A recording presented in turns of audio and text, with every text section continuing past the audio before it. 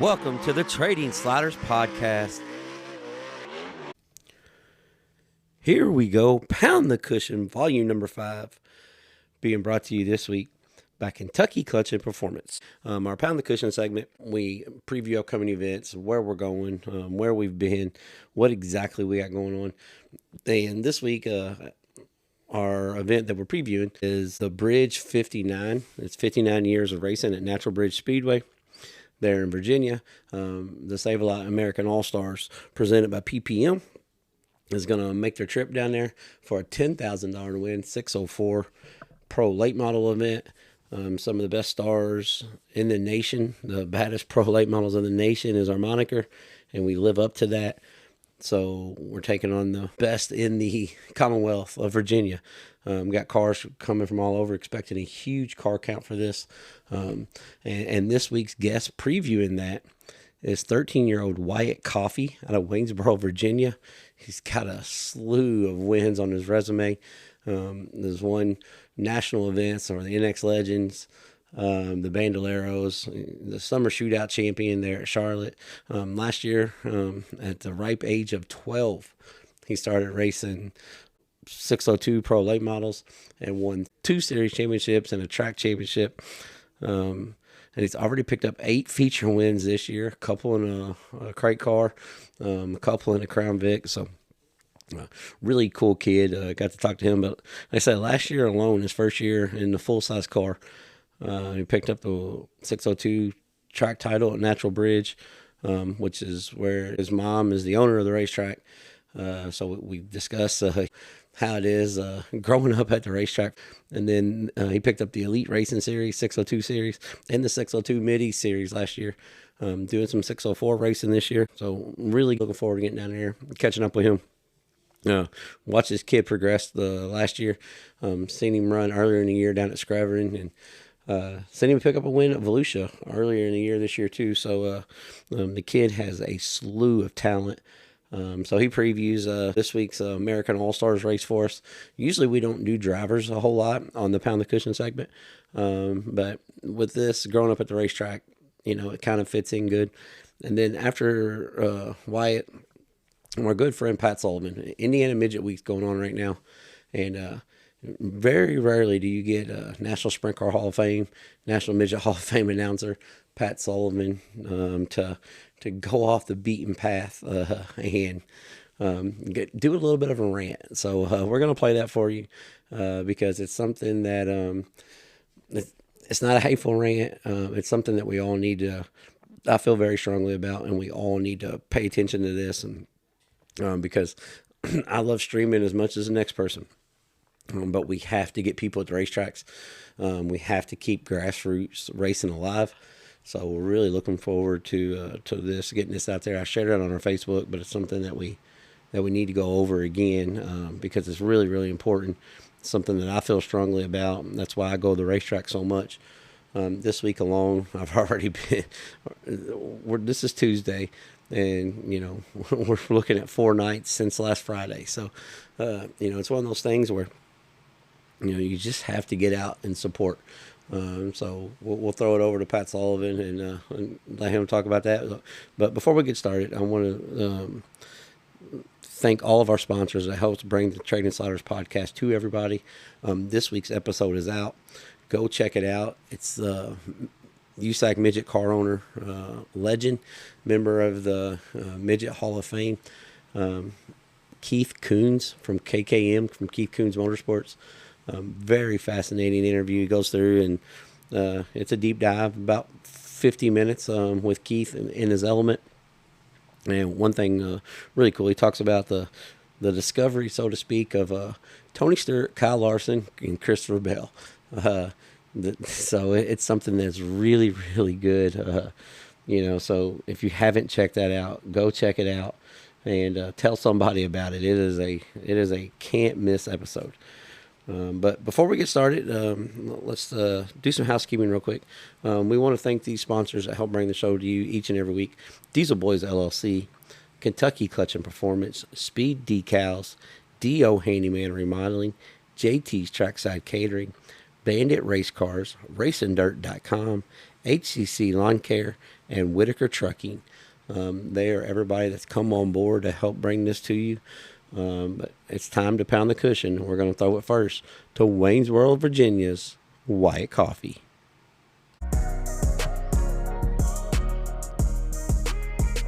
It's time to pound the cushion, presented by RacingDirt.com. Here we go, ladies and gentlemen, on this week's Pound the Cushion. We have the young man out of Waynesboro, Virginia. 13, you still 13 or you turned 14 yet? 13. 13 years old, out of Waynesboro, Virginia. You just won a few championships last year. We had the track championship there at Natural Bridge in the 602 late model division, the Elite Racing Series, and the 602 Mid-East Racing Series, all in 1 year, right? Yes, sir. Okay, now let's start back when you was young, because we know you're a seasoned veteran now. So when you were young, when you started racing bandoleros and stuff in the small cars, was the goal always to get two big cars, get to late models, or what is the end goal for you? I mean, yeah, it really just depends, but coming up from the smaller cars, especially to the 602s and now 604, it's been a big difference, especially in learning and all that. And every step of the way, it's something different from the go-karts, box stocks, bandos, and micros. The bigger cars, it requires more foot control and throttle control and stuff like that, just with all the power and all that. But I'm just keep getting better every weekend and all the races, so it's pretty cool just to be able to get better every weekend. Well, this weekend at Natural Bridge, your home track, it's the Bridge 59. 59 years celebrating a birthday there at Natural Bridge Raceway. $10,000 to win. The Sav-a-lot American All-stars presented by PPM. The National Touring Series coming to town, and you're going to go up against the big boys in the pro late model world. Are you excited for that this weekend? Yeah, I'm pretty excited for this weekend's 10 grand to 604 race. It's one of the biggest 604 races I've ran, but I know it's going to be tough with especially all the American All-Star drivers. My goal is to learn as much as I can, just learning experience and experience in the new cars, and also I just can't wait to see everyone there, and I think it'll be fun. It will be. It'll be a good time. And I mean, I gotta ask you a question. So you've picked up 8 feature wins this year. When did you start driving Crown Vics as well? How'd you squeeze the Crown Vics in? My mom was getting the class built, and she had just started it. So we had a couple of them built, and it's actually really fun now. So it's just fun to go out there and have some fun. When you said your mom's building the class, your parents on the racetrack, is it added pressure for you when you unload there at Natural Bridge because your parents on the racetrack, or is it just something that's so natural now that you're just like, okay, we're gonna be okay?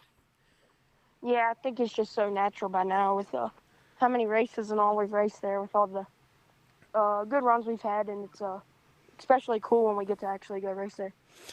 So I'm not going to list every championship you got, but there's 2 I want to talk about. And so you're the Summer Shootout champion and the Asphalt National champion in the Bandoleros. When you transition from pavement to dirt, especially because the Bandoleros, you got to drive them so straight anyways, how much changes it when you're transitioning back and forth? Because, like I said, you're 13 years old. You don't even know what a car's supposed to feel like as it is. Yeah, about 2 years ago now, we were running micros, late models, and the bandoleros Tuesdays, Wednesdays, and testing and all with the late models. So it was definitely different, a little challenging going from car to car, but helped me to be a better driver in the long run. And we're about ready to talk about what you just mentioned, what you just touched on. So you're a self-proclaimed Millbridge kid. So how neat is that little racetrack for people that don't understand? Because Millbridge it's one of the most unique tracks in the country. Yeah, no, it's pretty cool. The micros and all, you can run the top or the bottom, but it's especially fun, and the atmosphere. Jeremy and Ashley have done amazing there, and just can't wait to see what the future holds. So this week, the Bridge 59, $10,000 win, Sav-a-lot American All-stars, and you're making you're making a big jump this weekend with the Travelers coming to town. So, that's exciting. But who helps make this possible? Who helps get you up and down the road? And I'm just going to let you know, you better say mom. Yeah, none of this would have been possible without any of the people who support me every step. I want to thank my sponsors for believing in me and giving me the opportunity to race at this level. I also want to thank my poppy for always being there for me. And, it's really special for him to be able to help us every weekend and show up. My mom, my dad, Jeff, Zach, Ty, and Jack for everything they do for me and everyone that helps me. And it's especially hard at this level, to have good competition and good equipment. So I can't thank all of them enough for everything they do for me to help me. I'd also like to thank Bradley's Trucking, United Tire and Auto, Brooks Land Clearing, Arbor Life Tree Care, Todd Reynolds, MPM Marketing, Coltman Farms, VP Racing Fuels, Goat Wild Graphics, Payne's Enterprises, Charlie Oball, my mom at Amanda Enterprises, my dad, R&M Automotive, Bennett's Hometown Garage, Checker Flag Graphics, Mountain View Auto Sales, Jeff Smith, Longhorn, and Wesley Page for everything they do, Bill Stein Shocks, and Swift Springs. Usually you can catch him racing all over the Southeast, but this weekend he will be at his home track there at Natural Bridge Speedway. 13-year-old Wyatt Coffee, thank you for coming on Trading Sliders Pound the Cushion, and we look forward to seeing you this week. And when we get down there, we may do a little driver spotlight thing and do a little video chat there with you. All right. All right, thank you, man. Good. Yes, sir. That was Wyatt Coffee out of Waynesboro, Virginia. Really cool kid, man. Speaks really well to be such a young kid.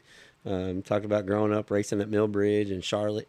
Did some racing in the Bandoleros and all the box stocks and everything. So he's one of those kids that is going to be a name to be reckoned with as we go in the future. One of those kids that you just keep up with, kind of like everybody fell in love and kept up with Trey Mills out of St. Augustine, Florida.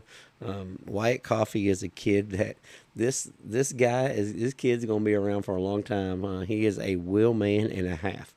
So now we're going to throw it over to Dr. Pat Sullivan and his public service announcement for the week. Hi, folks. Pat Sullivan here on a kind of a dreary Monday early evening here in the northern part of Indianapolis. Indiana Midget Week begins on Wednesday night. Begins at Paragon, goes to Lincoln Park, Bloomington, Tri-State, Kokomo, etc. Now Synergy Drink National Midgets with the sprint cars. Folks, I feel very strongly about this. It's time to go to the racetrack. I don't care which is your favorite,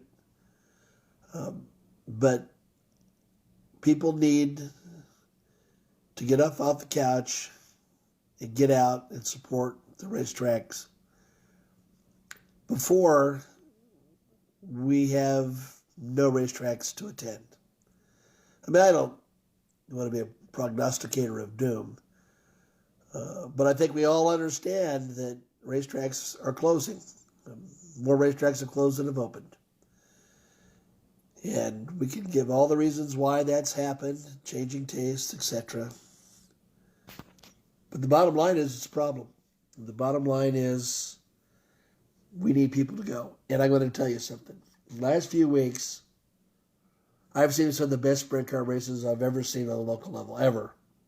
Friday night, Gunnar Setzer's win, Bloomington, unbelievable. Next night, Harley Burns won at Lincoln Park, fantastic. There have been 3 great feature events this year at Lincoln Park Speedway, the sprint cars. I mean, they've just been great. Opening night at Bloomington was a good race. The race on Friday night was off the charts. I've seen probably 400 at Bloomington. That was way up there in terms of the top. Racing cannot survive if the grassroots is not strong. It's as simple as that. And as tempting as it is, sometimes to just sit at home, crack open a cold drink, and relax and just watch a live stream. At some point, there's not going to be races to stream if nobody attends. And we can all talk about how healthy sprint car racing is because there's some national tours, etc., that do well. But that's not going to be sustainable if there's no other races providing opportunities for drivers to race, learn their craft, for teams to develop their skills as well, they won't survive. And that's the bottom line. The racetracks themselves could have one of those events. They have mega purses. You've got to basically sell every seat and sell a lot of stuff at the concession stand if you're going to have a chance to make some money, depending on how much the streaming service shares with you. But that's a one-time event. We have great racing all the time in this state, all over the place. All over. And the fact of the matter is that if you love this sport like I do, it is. And why do I bring this up? Because I was at Knoxville, Iowa for the Hall of Fame here a couple of weeks ago. Friday night, we had the USAC National Sprint Cars, and we had 41 360 wing cars. Ryan Timms is one of the Knoxville Nationals, won the wing race in the last lap, second last lap. It was a great program. And some officials told me, I cannot confirm this, some officials told me there were 600 people in the stands. I know what it looked like from the Hall of Fame side, and it was frustrating. What was more frustrating was reports I had the night before that sometimes that you can drive around, in Knoxville, and there's garage doors open, there's people got big screens and kegs, and they're having a party, and the racetrack's right there. Knoxville Raceway. How important is it to Knoxville, Iowa? The population 7,000 or so. It's huge. Yeah, they got the Nationals, so that can backfill a lot of that. The Paragon, Lincoln Park, Bloomington Speedway. We got Sprint Week's a big backfill. We got a couple of big races. It isn't backfilled with the Nationals. It doesn't.